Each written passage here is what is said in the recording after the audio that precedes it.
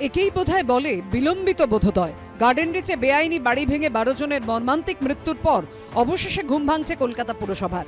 একদিকে প্রমোটারদের বাড়বাড়ন্ত ঠেকাতে কড়া আইন আনার ব্যাপারে ভাবনা চিন্তা চলছে, অন্যদিকে কলকাতা পুরসভার অন্দরে স্বচ্ছতা আনতেও শুরু হলো তৎপরতা। গার্ডেন রিচে বহুতল বিপর্যয়ের পর বাড়ল পুরো ইঞ্জিনিয়ারদের দায়িত্ব। বেআইনি বাড়ি চিহ্নিত করতে পুরকর্মীদের ভার্চুয়াল অ্যাটেন্ডেন্স অ্যাপ ব্যবহারের সিদ্ধান্ত নিল পুর কর্তৃপক্ষ।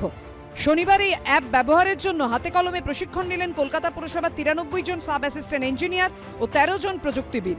কলকাতা পুরসভার সূত্রে খবর, সোম থেকে শুক্র সপ্তাহের 6 দিন গ্রাউন্ড জিরোয় থাকবেন কলকাতা পুরসভার অ্যাসিস্ট্যান্ট ইঞ্জিনিয়ার ও সাব অ্যাসিস্ট্যান্ট ইঞ্জিনিয়াররা। প্রতিটি ওয়ার্ডে ঘুরে বেআইনি বাড়ি চিহ্নিত করবেন তারা। সংশ্লিষ্ট অ্যাসিস্ট্যান্ট ইঞ্জিনিয়ার ও সাব অ্যাসিস্ট্যান্ট ইঞ্জিনিয়ার বেআইনি বাড়ির সামনে যে গেছেন তার প্রমাণ রাখতে সেখানে গিয়ে জিপিএস অন করতে হবে। এরপর সেই বাড়ি সংক্রান্ত যাবতীয় তথ্য পুরকর্মীদের উপস্থিতি সংক্রান্ত অ্যাপ কেএমসি এমপ্লয়িতে নথিভুক্ত করতে হবে।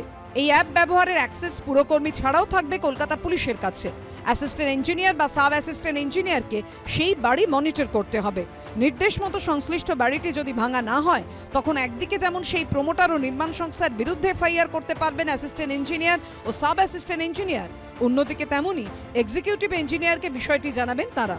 এক্সিকিউটিভ ইঞ্জিনিয়ার ডেপুটি চিফ ইঞ্জিনিয়ারের সঙ্গে আলোচনা করে বিষয়টি জানাবেন ডিজি বিল্ডিংকে, ডিজি বিল্ডিং জানাবেন পুর কমিশনারকে। এরপর পুর কমিশনারের মাধ্যমে বিষয়টি পৌঁছবে পুলিশ কমিশনারের কাছে। দরকারে ডেপুটি কমিশনারের সঙ্গে বিষয়টি নিয়ে আলোচনা করা হতে পারে।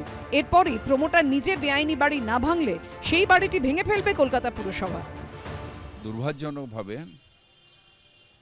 12টা লোকের প্রাণ গেছে। আমি ভাবতাম ওপর থেকে আমি অর্ডার দিয়ে দিলাম এবং সেটা ইমপ্লিমেন্ট হয়ে যাচ্ছে। এটা আমার দুর্ভাগ্য যে আমার এত চেষ্টার পরেও এরকম একটা ঘটনা ঘটে গেল এবং যে ইমপ্লিমেন্টেশনটার কথা বলি সেই ইমপ্লিমেন্টেশনটা হলো না। প্রত্যেক 15 দিন ছাড়া এই মিটিংটা হবে এবং সেখানে পুলিশের সামনেই আমাদের ইঞ্জিনিয়াররা বলে দেবে কোন জায়গায় কি ইলিগাল বিল্ডিং হচ্ছে বা হচ্ছে না। যেই মুহূর্তে আমাদের ইঞ্জিনিয়াররা যখন পুলিশের ডিসির সাথে বসবে কোন জায়গায় কি আছে সেটা আমাদের ইঞ্জিনিয়াররাও প্লেস করবে এবং পুলিশও সেই জায়গায় অস্বীকার করতে পারবে না। কেউ কারোর ঘাড়ে দায়ে ঠেলতে আর পারবে না।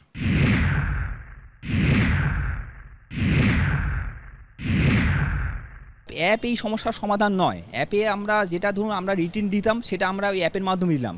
তাতে কিন্তু কর্তৃপক্ষের সদিচ্ছা থাকলে তাহলে আমাদের ভ্যাকেন্সি শূন্য পদে নিয়োগটা পূরণ করতে হবে এবং ডাস্টম্যান থেকে পিয়ন থেকে আরম্ভ করে সর্বস্তরে পরিকাঠামো বৃদ্ধি করতে হবে এবং গাড়ি প্রোভাইড করতে হবে। না হলে একজন ইঞ্জিনিয়ারের পক্ষে অতখানি এরিয়া কভার করা কখনোই সম্ভব না। টাকা তো আসল খায় কাউন্সিলররা, আগে কাউন্সিলরদের ট্রেনিং দেওয়া হোক।